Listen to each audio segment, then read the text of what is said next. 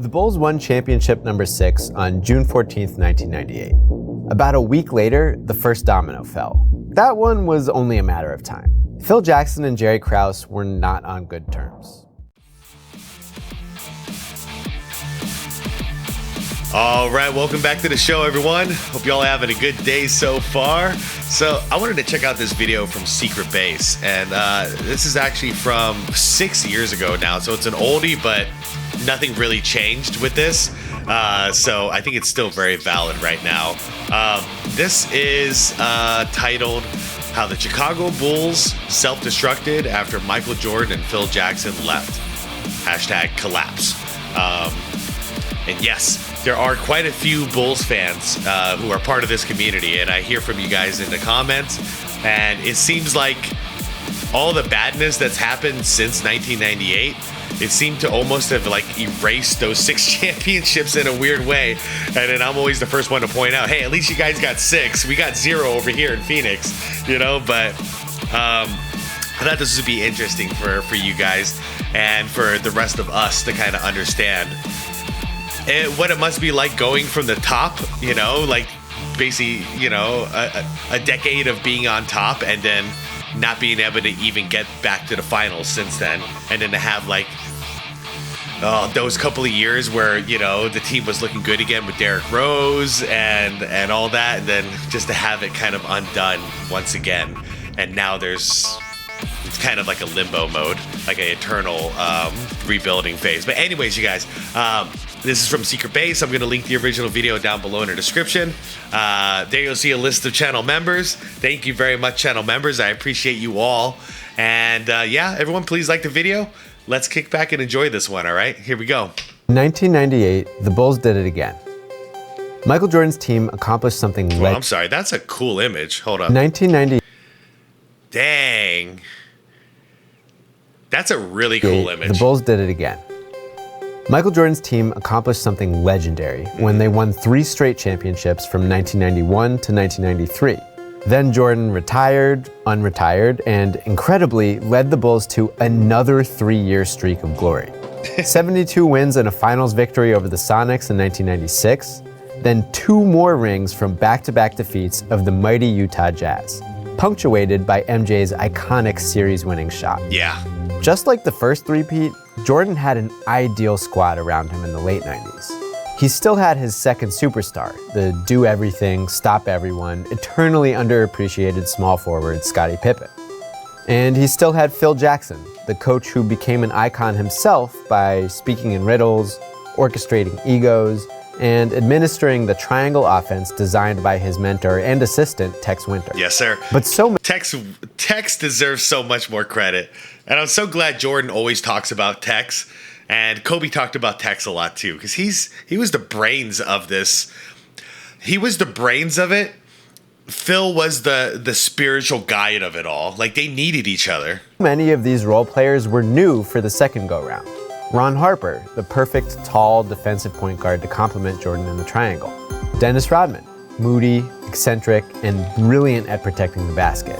The pest haunting every opposing big man. Yep, they were. Tony Kukoc, the former EuroLeague superstar who found new life as a fearsome tertiary gunner on his first NBA team. Luke Longley, the diligent, reliable center from Australia. And Steve Kerr, one of the most automatic shooters ever. And you can thank Jerry Krause for that supporting cast. It took dogged scouting and clever moves by the Chicago GM to reconstruct a 3-peat capable supporting cast for Bulls owner Jerry Reinsdorf. But while this Bulls team was a masterpiece, it was volatile beyond belief. And within days of achieving ultimate glory, the Bulls would begin to explode. Like, really a lot. Uh-huh. What's interesting is this is before The Last Dance came out, so I wonder what the impressions were back then versus what they are now. I mean, we all knew what had really happened, but we didn't know all the details of it. The Bulls won championship number 6 on June 14th, 1998. About a week later, the first domino fell. That one was only a matter of time. Phil Jackson and Jerry Krause were not on good terms. They were on the kind of terms where Krause invited every Bulls assistant to his stepdaughter's wedding and invited Iowa State head coach Tim Floyd, but didn't invite Phil. Petty. They were on the kind of terms that led to Krause vowing that Phil's one-year extension with the Bulls in 1997. Yeah, there it is. Yeah, I'm glad we got this quote in there. Because I don't care if it's 82-0 this year, you're fucking gone. Like, you're fired no matter what. This is it. Would be his last season in Chicago, even if they went undefeated. And if you didn't believe rumors of a rift, then you had to believe it when Phil himself did a running diary for ESPN magazine, in the middle of the playoffs no less, and said, for instance, that he didn't buy Krause a Christmas gift because he couldn't bring himself to give his boss something of value. No? Still not doing it for you? How about, quote, "It's not a secret that I will be gone from the Bulls at the end of the playoffs," end quote. Yeah. You didn't have to... Yeah, exactly. We all knew what was happening. The fact that they made him resign after all that, like, that's scummy. And to the people who don't understand why Jordan left, dude, can you imagine, like, he's dedicated his whole, like, 14 years at this point, from 84 to 98, he's dedicated it to the Bulls. Even when he was playing baseball, he was under a contract from the same owner. So he dedicated all this, and then your coach, who you've been loyal to and who's been loyal to you, gets told, if you win every single game this entire year, we don't care, you're out of here. What does that tell a guy like Jordan? Like, these guys are more about their ego than they're about winning, you know, and I'm busting my ass here to win for this franchise, but we're not being appreciated here. Read tea leaves when Phil was stuffing them down your throat. Phil Jackson's a different kind of dude. Yeah. So Phil resigned. And as soon as he made it official, Bulls fans turned back to some things they'd heard from and about Michael Jordan. Mm-hmm. Jordan had told the media he wouldn't play for any coach but Jackson. Yep. And MJ had no connection to the Bulls' planned replacement, that notable wedding guest, Tim Floyd. Jordan had told the fans in his own ESPN magazine feature that he didn't want to start a war with Krause, but that the Bulls hadn't shown him loyalty and he thought Phil should be the GM. And this preseason quote from Krause had pissed Jordan. Hold on, I wanted to see that whole quote. I don't want to start a war around here. I'll just say that sometimes it's tough working for an organization that doesn't show the same type of loyalty towards you as you show it. Hell yeah. And he thought Phil should be the GM. And this preseason quote from Krause had pissed Jordan off, though Krause insisted for the rest of his life that he was misquoted on. Yeah, that's classic. Either way, as soon as Phil bailed, everyone readied for the other shoe to drop. But the 98 NBA lockout forced them to wait. And wait. And then boom. Days before the work stoppage was resolved, Jordan announced his retirement. And with Jordan gone, a whole lot of shoes began to drop. On January 21st, the Bulls ditched Rodman in a flurry of cuts. He'd been a distraction throughout the championship run and had recently been threatening to retire, which he didn't. Yeah, the same day. It makes sense too, because Phil and MJ were the only ones keeping him, like, somewhat at bay, you know? Pippen a little bit too, but mainly MJ and Phil were the ones he looked up to. Chicago sent Kerr to the San Antonio Spurs in a sign-and-trade. Mm-hmm. Pippen, meanwhile, had been part of trade rumors and trade demands for years. As recently as November of '97, that is between championships 5 and 6, Pippen again told reporters he wanted to be traded and that he wouldn't play for the Bulls again. Obviously, he did keep playing for the Bulls, played hurt even, and got another ring out of it. But the day after Kerr got dealt, now just over a week out from Jordan's retirement, the Bulls finally did the deed, signing and trading Pippen to the Rockets for Roy Rogers. The day after that, out went Longley. So in a matter of days after MJ retired, the Bulls lost another 4 key members of a champion squad. They were mostly older dudes on expiring contracts, yes, but it's not like they were totally valueless. Pippen stayed productive for a few more years, Kerr helped the Spurs win a title, and Longley remained a starting caliber center. Yeah, he came here to Phoenix. He didn't do anything here. But oh man, I just already we could stop it here at 5 minutes, and it's already just amazing to me. We took a team that just won 3 championships back to back to back, and within a couple of days, we blew it all up. Like. I'm still just shocked all these years later. Like, who does this? Like, The goal is to form a winning team, and you've got a winning team, and you're just going to light it on fire. Now look at what the Bulls got back. Only one of these draft picks would amount to something for Chicago. Only one of these people would actually play games for the Bulls, and they weren't good ones. NBA teams played just 50 games in the post-lockout season, and thank God for that, because 82 games of this roster might have given Chicagoans some sort of radiation poisoning. The few incumbents on Floyd's Bulls all shifted up in the rotation. Role players like Kukoc and Harper became the stars. Bench guys like Dickie Simpkins and Randy Brown ended up starting a bunch of games. And the only new signing that gave them any real help was Brent Barry, who'd come over from the Miami Heat. Reached for comment about that transaction, Miami coach Pat Riley only had jokes. And the rest of the Bulls roster? I've been a diehard NBA fan my whole life, especially as a kid growing up in the 90s. I studied every team and wanted to know every single player, and I recognize like 3 of those guys. Shout out to Bill Wennington. Yeah. So yeah, Chicago got smoked by the Jazz on opening night 99 and went on to lose 37 of their 50 games. Ouch. In one of those losses, they scored just 49 points, the lowest game. So they went 37-13.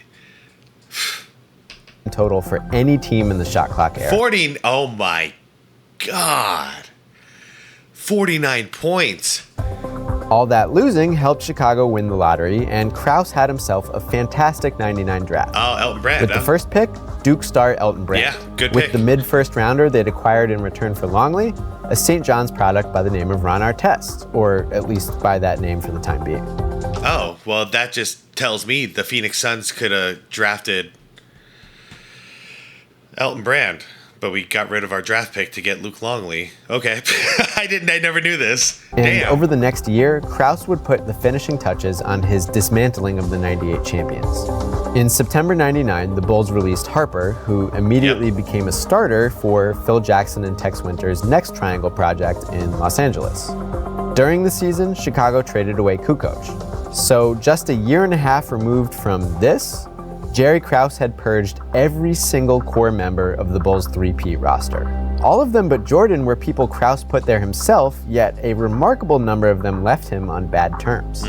But now Krause could start from scratch, doing what... And it tells you, let me see, 1, 2, 3, 4. Okay. Sally used to play for the Bulls. You got, who the hell else was there? Who did he just show? Yeah, Ron Harper. Ron Harper went over there. Dennis Rodman went to the Lakers. Who else? Who am I missing?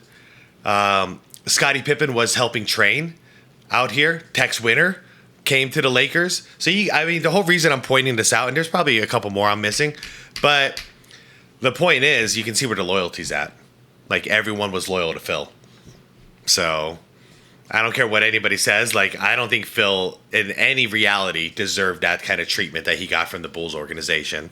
Because all the players, they wanted to follow Phil. What he cherished most, the skill that had fleshed out the teams around Jordan. Scouting. Rebuilding the Bulls with young and undiscovered talent. That wasn't necessarily the plan to begin with. The Bulls coveted Tracy McGrady and Eddie Jones in 2000 free agency. T-Mac came to visit Chicago that summer and was greeted at the airport by the Bulls mascot and cheerleaders. But both he and Jones gravitated toward teams in their home state of Florida, so Chicago came up more or less empty. And this makes perfect sense because it's come out now, pretty recently, I think, that Jerry Krause tried to trade Scottie Pippen for Tracy McGrady, but Jordan basically, I don't want to say he vetoed it, but what he told them was, if you do that, I'm out of here.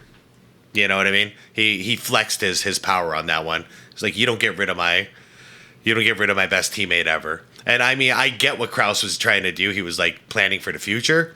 And T-Mac is, wow, T-Mac's T-Mac, dude. I totally understand trying to get him, but yeah.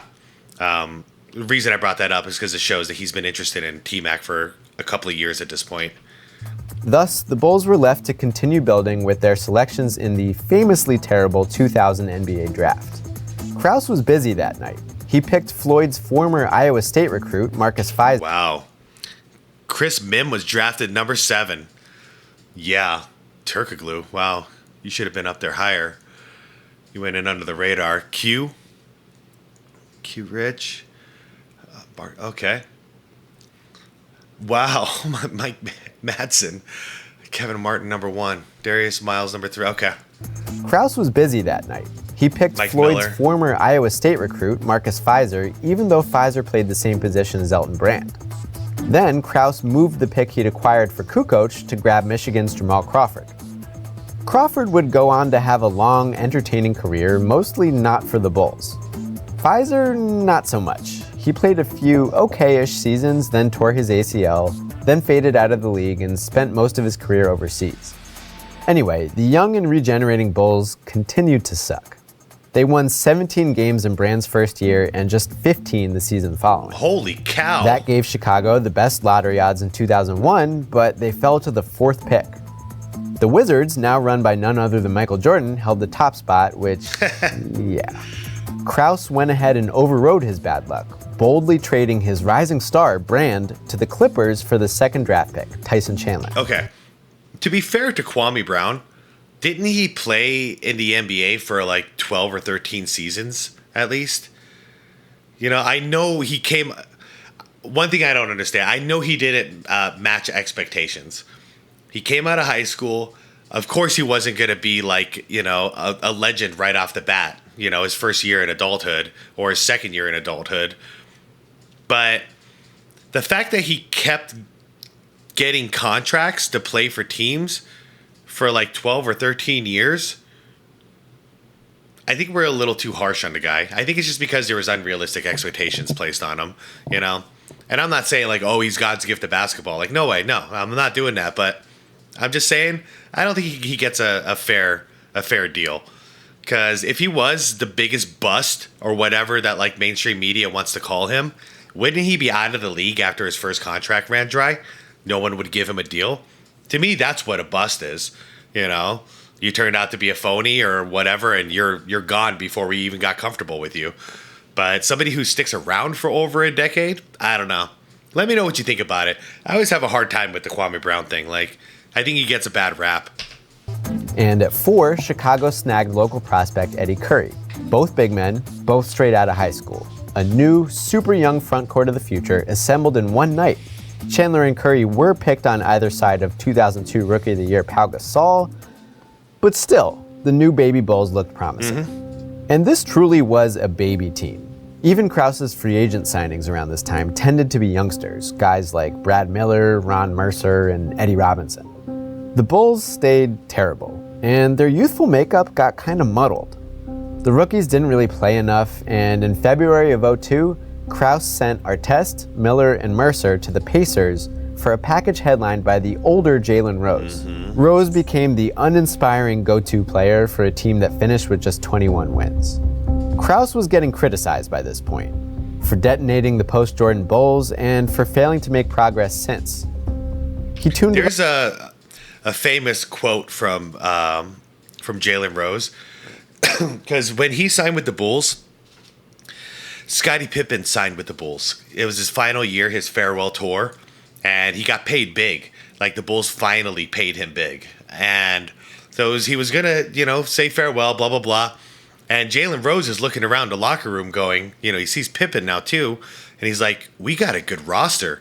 So he shares this story where he's talking to Pip, and he's like, dude, I think we have a fair shot at winning this thing this year. And Scotty's rebuttal was, I'm just here to get paid. Like, that was like, and then like Jalen Rose said, like, that was it. Like, the bubble was deflated. And he was like, that was the end of our year, basically.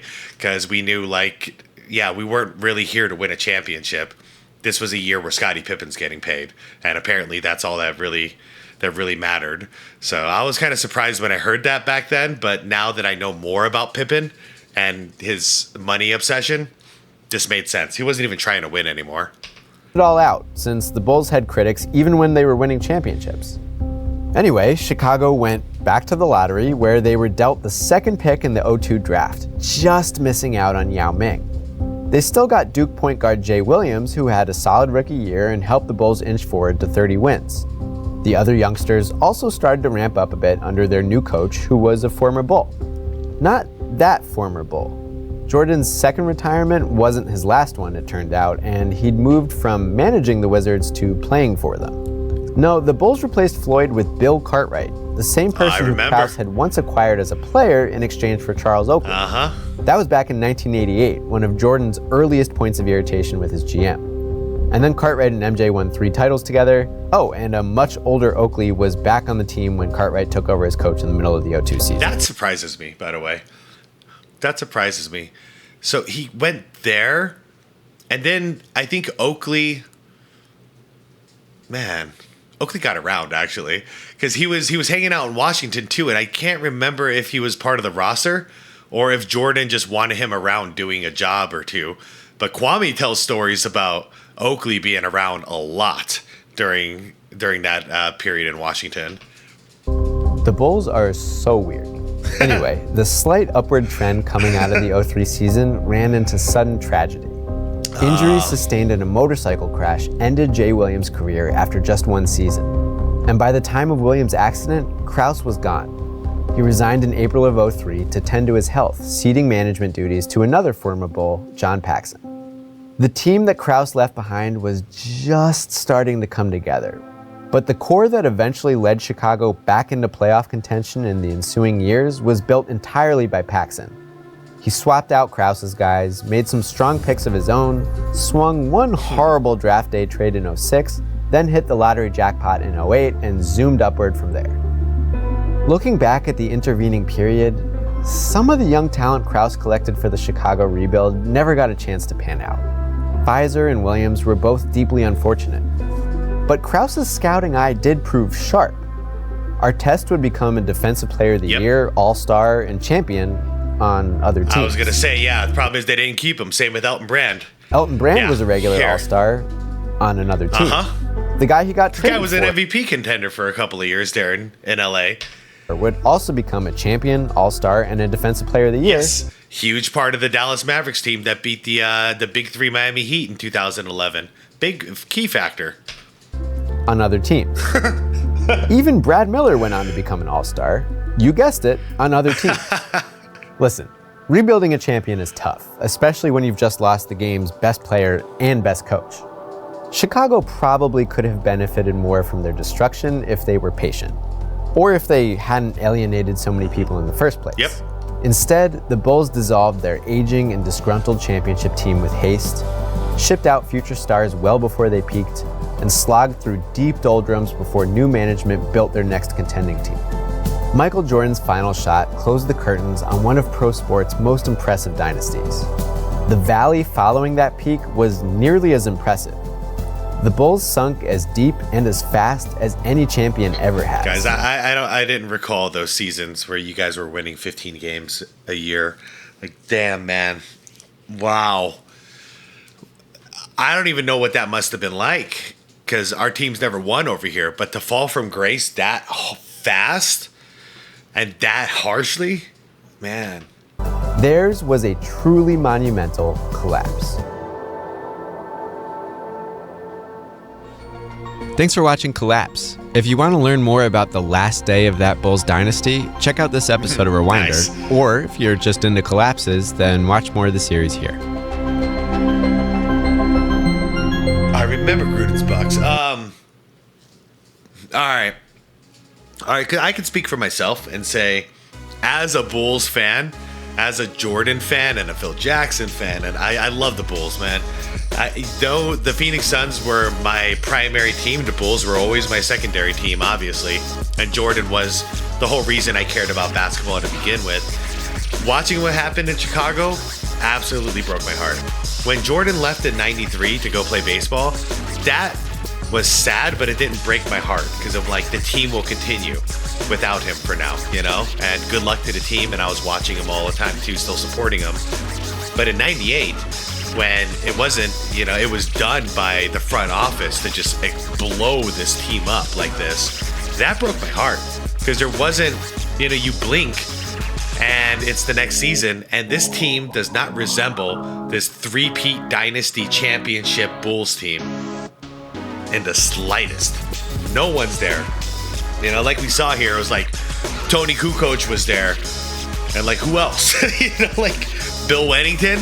Like, this is not the championship Bulls anymore. So I'm curious, for those of you who were in Chicago, or like Chicago was your primary team, but mainly those, you know, I want to hear from everyone. But really, the spotlight's on you guys. Anybody from Illinois who grew up there, like during this time, I really would like to hear you guys chime in the comments to see like what this was really like for you all. Because, like I said, I'm still on phase 1 over here. I'm hoping my team makes it to the top of the mountain someday.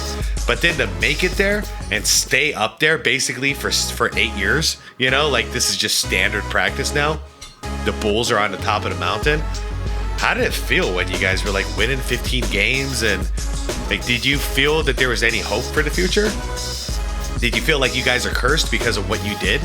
Not you guys, but you know what the Bulls franchise did to all these players and to Jordan and to Phil and all that. Like, there's a little weird part of me that feels like, yeah, this is what you get. But it sucks because I feel bad for you fans when it comes to this, you know? I don't feel like that's what you get, fans, you know? But I feel like as far as the front office goes, like, yeah, that's what you get, you know? You shouldn't have treated these people like that. They gave you everything. They gave you all your success. And you basically said no thank you for anything they've ever did and just kicked their ass out the door. Said, like, go out and get another job. Screw you guys.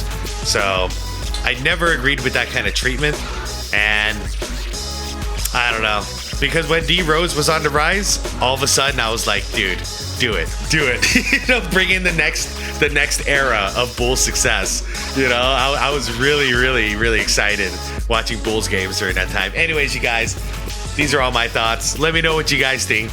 I'll see you all in the comments. And yeah, the link to the video is down below if you guys want to check out Secret Base. Leave the video a like. I'd appreciate it a lot. Subscribe to the channel if you want more content like this. And thanks for watching with me. I really appreciate you all. I'll see you in the comments. And be water, my friends.